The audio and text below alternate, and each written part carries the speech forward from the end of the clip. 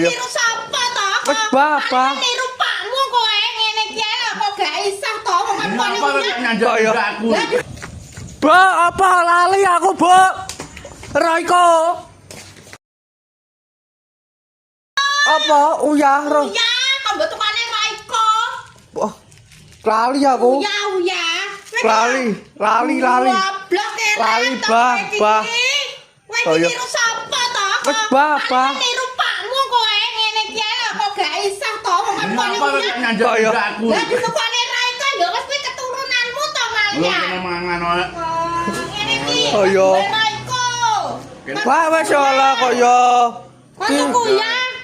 Kok ditukane Raico? Alah serewel. Ini perlu gak tukang balen ono nek tuku nek ngono lho. Gak duite ndi anu iki duite wonge ra duwe susuk kon kayak duwe pas.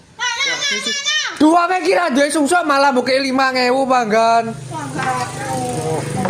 Kene ra malah candak. Kok yo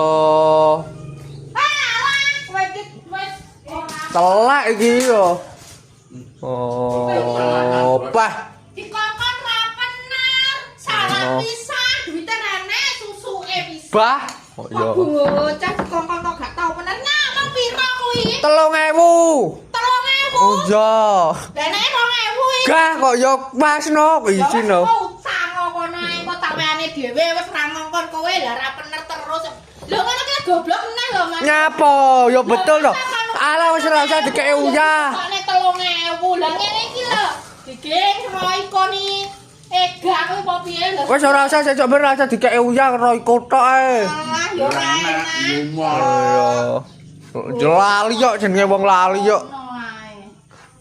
Lah, ngene iki dikek apa? Kakek-kakek. Boh, taruh aku ya. Goblok.